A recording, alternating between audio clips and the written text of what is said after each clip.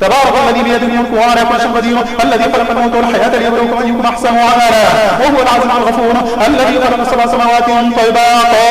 ما ترى في خلق الرحمن من تفاوت، وارجع البصر هل ترى من فطور، ثم ارجع البصر ترى ينقلب إليك البصر خاسئا وحسيرا، ولقد زينا السماء الدنيا بمصابيح وجعلناها رجوما للشياطين وأعتدنا لهم عذاب السعير، وللذين كفروا بربهم عذاب جهنم وبئس المصير. إذا ألقوا فيها سمعوا لها شيئا وهي تفور تكاد تميز من الغيظ كلما ألقي فيها فوج سألت خزنتها ولم يأتكم نذير قالوا بلى قد جاءنا نذير فكذبنا وكلما نزل الله من شيء أنتم لا في ضلال كبير، وقالوا لو كنا نسمع ونعقل ما كنا في أصحاب السعير فاعترفوا بذنبهم فسحقا لأصحاب السعير. إن الذين يخشون ربهم بالغيب لهم مغفرة وأجر كبير. وأسروا قولكم أو اجهروا به إنه عليم بذات الصدور ألا يعلم من خلق وهو اللطيف الخبير. والذي جعل لكم الأرض ذلولا فامشوا في مناكبها وكلوا من رزقه وإليه النشور. أأمنتم من في السماء يخسفكم الأرض فإذا هي تمور أم أمنتم من في السماء يرسل عليكم حاصبا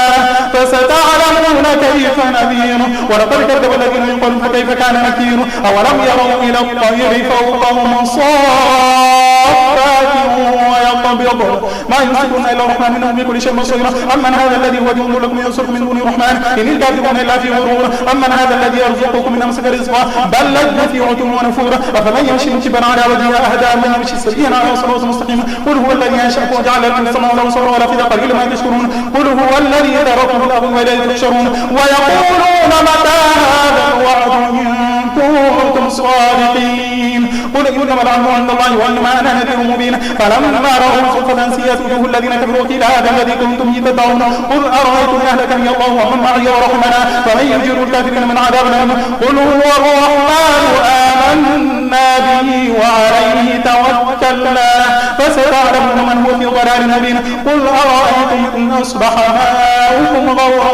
فمن يأتيكم بماء معين. نون والقلم وما يسطرون ما أنت بنعمة ربك المجنون وإن لك لأجرا غير ممنون وإنك لعلى خلق عظيم. فستبصر ويبصرون بأيكم المفتون إن ربك هو أعلم من ضل عن سبيله وهو أعلم بالمهتدين فلا تطع المكذبين ودوا لو تدهن فيدهنون ولا تطع كل حلاف مهين هماز مشاء بنميم مناع للخير معتد أثيم عتل بعد ذلك زنيم أن كان ذا مال وبنين إذا كان عليه آياتنا قال ساطير الأولين سنسمه على الخرطوم إنا بلوناهم كما بلونا أصحاب الجنة إذا أقسموا لا يسلمونها مصبحين ولا يستثنون فطاف عليها طائف من ربك وهم نائمون فأصبحت كصريم فتنادوا مصبحين أن يغدوا على حرثكم إن كنتم صارمين فانطلقوا وهم يتخافتون ألا يدخلنها اليوم عليكم مسكين وغدوا على حرث قادرين فلما رأوا قالوا إنا لضالون بل نحن محرومون قالوا سبهم لم نقل لكم لولا تسبحون قالوا سبحان ربنا إنا كنا ظالمين فأقبل بعضهم على بعض يتلاومون قالوا يا ويلنا إنا كنا طاغين عسى ربنا أن يبدلنا خيرا منها إنا إلى ربنا راغبون كذلك العذاب ولعذاب الآخرة أكبر لو كانوا يعلمون إن للمتقين عند ربهم جنات النعيم فنجعل المسلمين كالمجرمين أما لكم كيف تحكمون أم لكم كتاب فيه تدرسون إن لكم فيه لما تخيرون أم لكم إيمان علينا بالغة إلى يوم القيامة إن لكم لما تحكمون سألهم أيهم بذلك زعيم أم لهم شركاء فليأتوا بشركائهم إن كانوا صادقين يوم يكشف عن ساق ويدعون إلى السجود فلا يستطيعون خاشعة أبصارهم ترهقهم ذلة وقد كانوا يدعون إلى السجود وهم سالمون فذرني ومن يكذب بهذا الحديث نستدرجهم من حيث لا يعلمون وأملي لهم إن كيدي متين أم تسألهم أجرا فهم من مغرم مثقلون ما عندهم الغيب فهم يكتبون فاصبر لحكم ربك ولا تكن كصاحب الحوت إذ نادى وهو مكذوم لولا أن تداركه نعمة من ربه لنبذ بالعراء وهو مذموم فاجتباه ربه فجعله من الصالحين وإن يكاد الذين كفروا ليزلقونك بأبصارهم لما سمعوا الذكر ويقولون إنه لمجنون وما هو إلا ذكر للعالمين الحاقة ما الحاقة وما أدراك ما الحاقة كذبت ثمود وعاد بالقارعة فأما ثمود فأهلكوا بطاغية وأما عاد فأهلكوا بريح صرصر عاتية سخرها عليهم 7 ليال و8 أيام حسوما فترى القوم فيها صرعى كأنهم أعجاز نخل خاوية فهل ترى لهم من باقية وجاء فرعون ومن قبله والمؤتفكات من خاطئة فعصوا رسول ربهم فأخذهم أخذة رابية إن لما طغى الماء حملناكم في الجارية لنجعلها لكم تذكرة وتعيها أذن واعية فإذا نفخ في الصور نفخة واحدة وحملت الأرض والجبال فدكتا دكة واحدة فيومئذ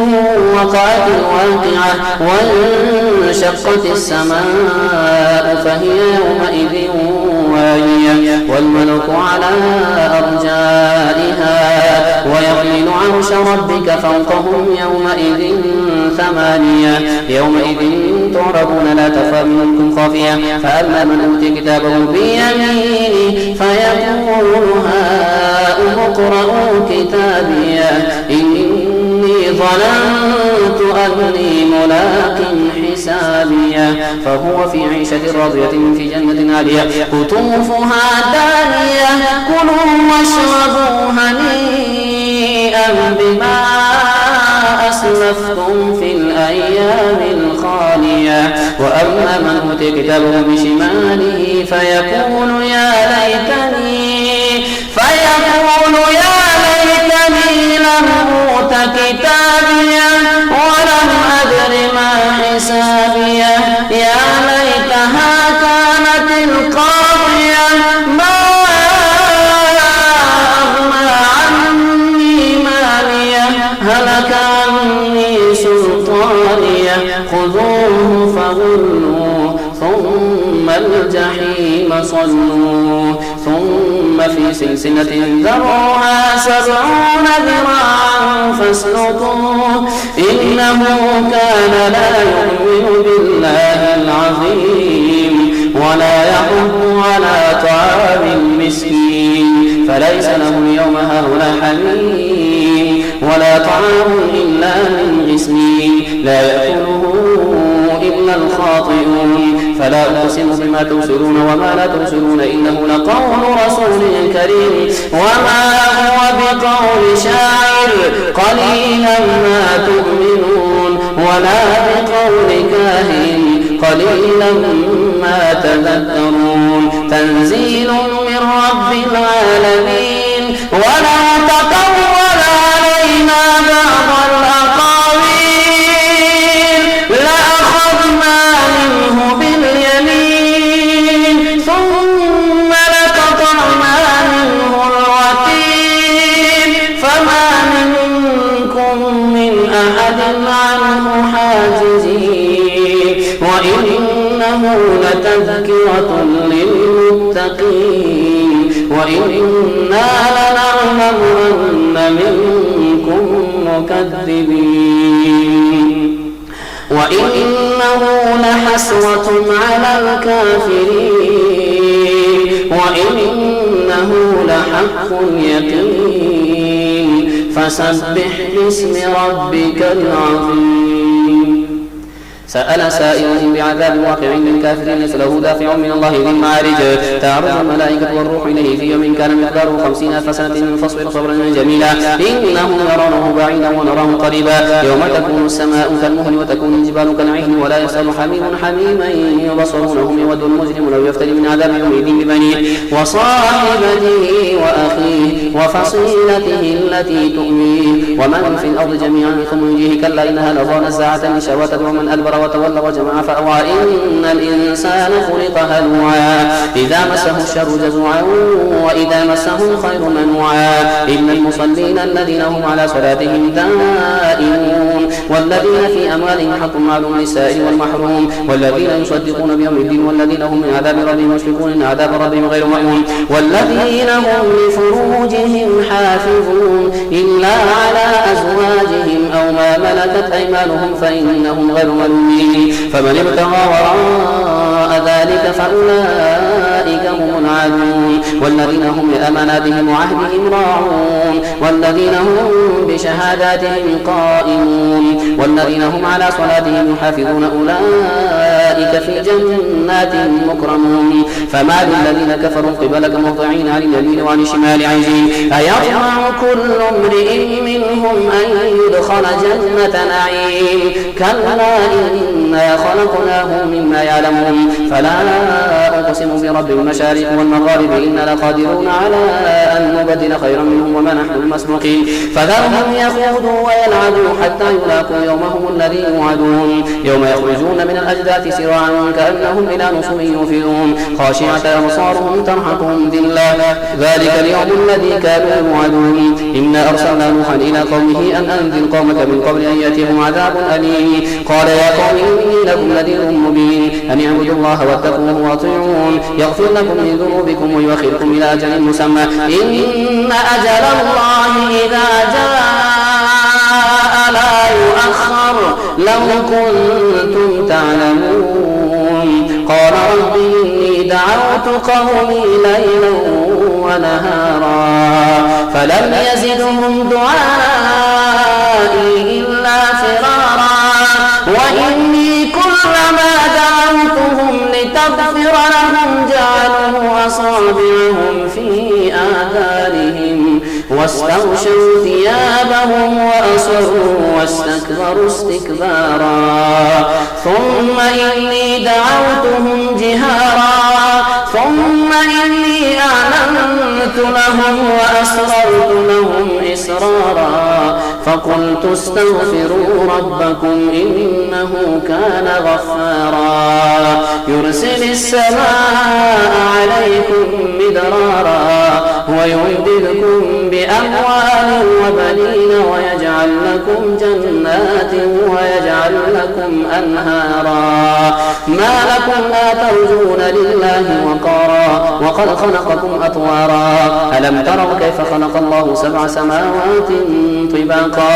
وجعل القمر فيهن نورا وجعل الشمس سراجا والله أنبتكم من الأرض نباتا ثم يعيدكم فيها ويخرجكم إخراجا والله جعل لكم الأرض بساطا لتسلكوا منها سبلا فجاجا قال نوح رب إنهم عصوني واتبعوا من لم يزده ماله وولده إلا خسارا ومكروا مكرا كبارا وقالوا لا تذرن آلهتكم ولا تذرن ودا ولا سواعا ولا يغوث ويعوق ونسرا وقد أضلوا كثيرا ولا تزد الظالمين إلا ضلالا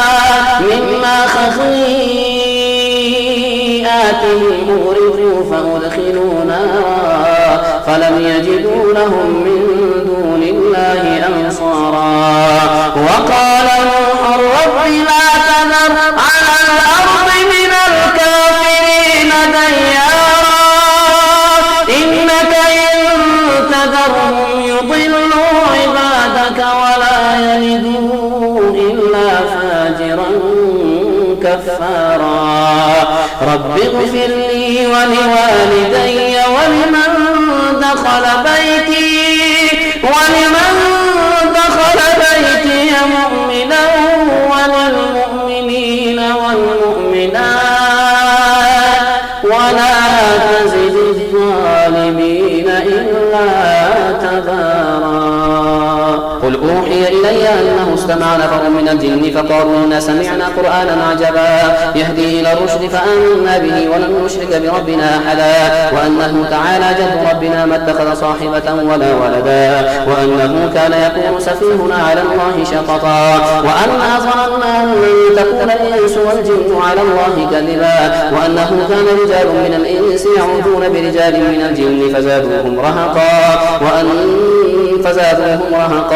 وأنهم ظنوا كما ظننتم أن لن يبعث الله أحدا وأنا لمسنا السماء فوجدناها ملئت حرسا شديدا وشهبا وأنا كنا نقعد منها مقاعد للسمع فمن يستمع الآن يجد له شهابا رصدا وأنا لا ندري أشر أريد بمن في الأرض أم أراد بهم ربهم رشدا وأنا منا الصالحون ومنا دون ذلك كنا طرائق قددا وأنا ظننا أن لن نعجز الله في الأرض ولن نعجزه هربا وأنا لما سمعنا الهدى آمنا به فمن يؤمن بربه فلا يخاف بخسا ولا رهقا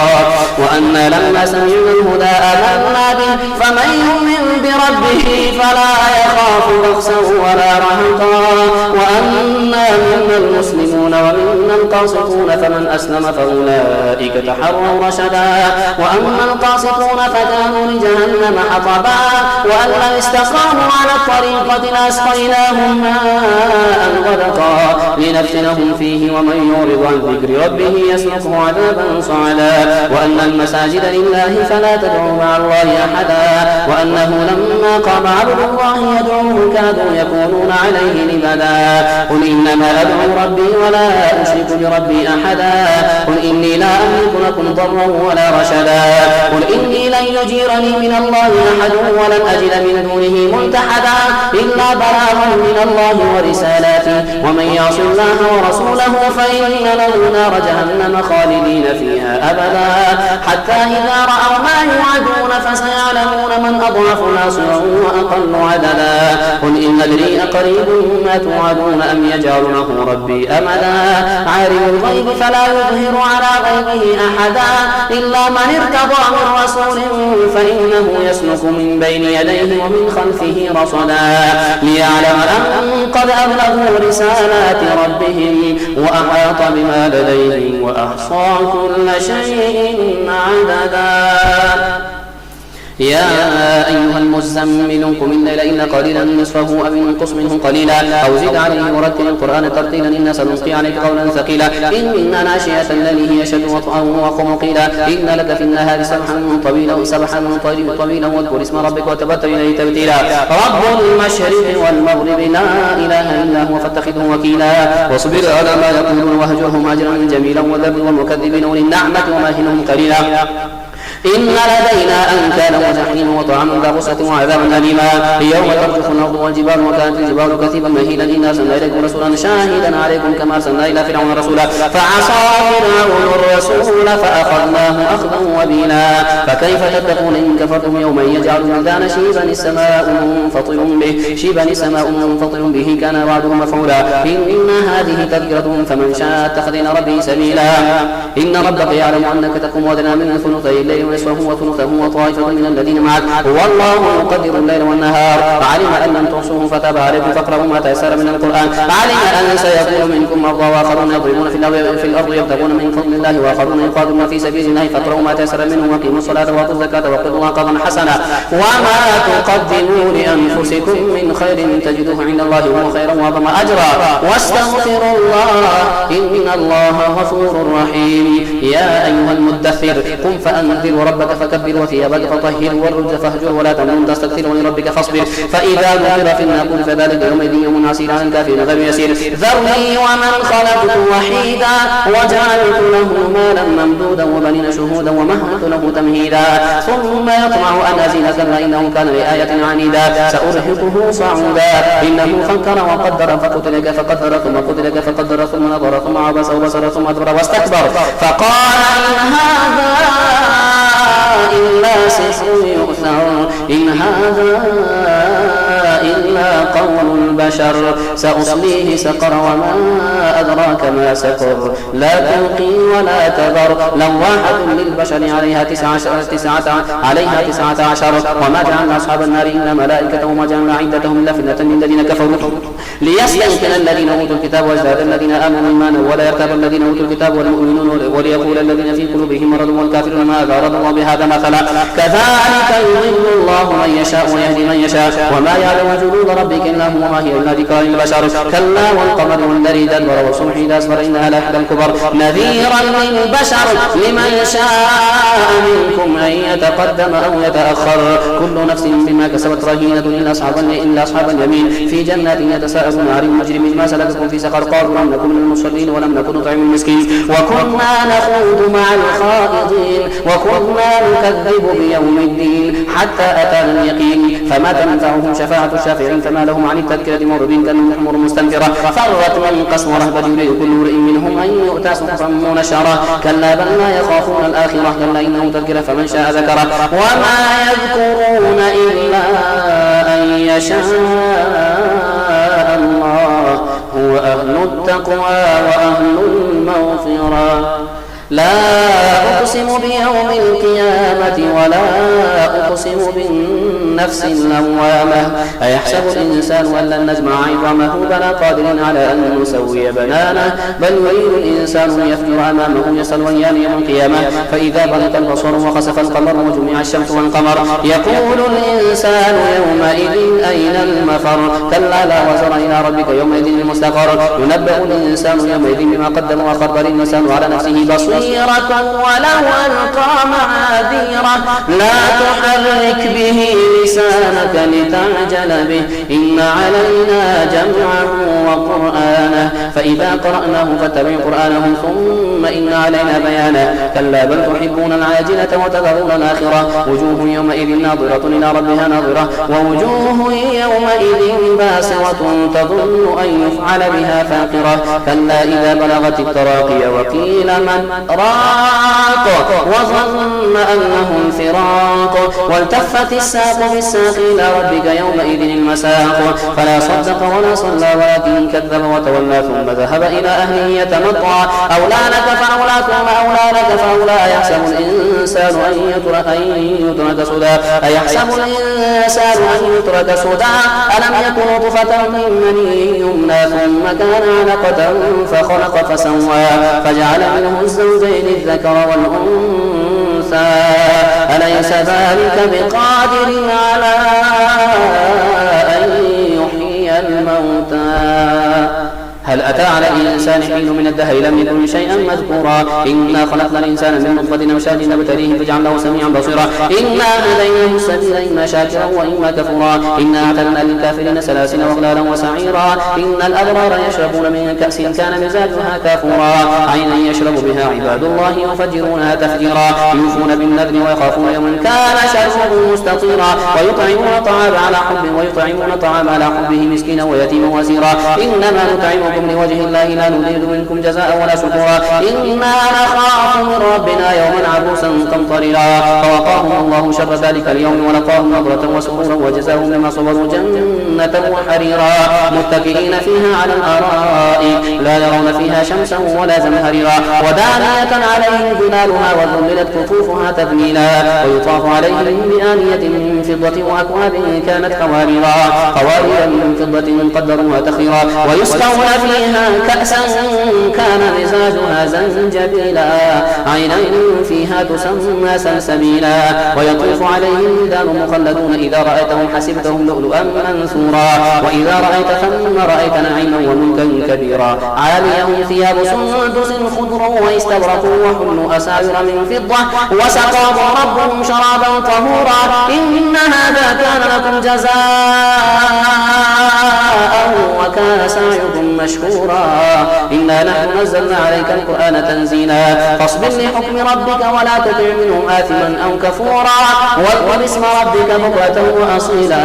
ومن الليل فاسجد له وسبحه ليلا طويلا إن هؤلاء يحبون العاجلة ويذرون وراءهم يوما ثقيلا نحن خلقناهم وشددنا أسرهم وإذا شئنا بدلنا أمثالهم تبديلا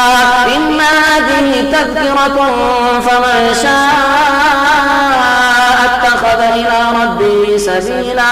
وما تشاءون إلا أن يشاء الله إن الله كان عليما حكيما يدخل من يشاء في رحمته والظالمين أعد لهم عذابا أليما والمرسلات عرفا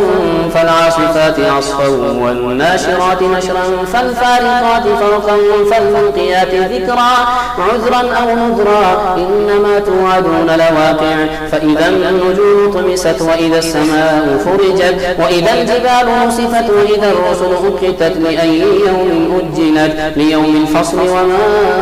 أدراك ما يوم الفصل ويل يومئذ للمكذبين ألم نهلك الأولين ثم نتبعهم الآخرين كذلك نفعل بالمجرمين ويل يومئذ للمكذبين ألم نخلقكم من ماء مهين فجعلناه في قرار مكين إلى قدر معلوم فقدرنا فنعم القادرون ويل يومئذ للمكذبين للمكذبين ألم نجعل الأرض كفاة أحياء وأمواتا وجعلنا فيها رواسي شامخات وأسقيناكم ماء فراتا ويل يومئذ للمكذبين انطلقوا إلى ما كنتم به تكذبون انطلقوا إلى ظل ذي 3 شعب لا ظليل ولا يغني من اللهب إنها ترمي بشرر كالقصر كأنه جمالة صفر ويل يومئذ للمكذبين هذا يوم لا ينطقون ولا يؤذن لهم فيعتذرون ويل يومئذ للمكذبين هذا يوم الفصل جمعناكم والأولين فإن كان لكم كيد فكيدون ويل يومئذ للمكذبين إن المتقين في ظلال وعيون وفواكه مما يشتهون كلوا واشربوا تبارك الذي بيده الملك وهو على كل شيء قدير الذي خلق الموت والحياة ليبلوكم أيكم أحسن عملا وهو العزيز الغفور.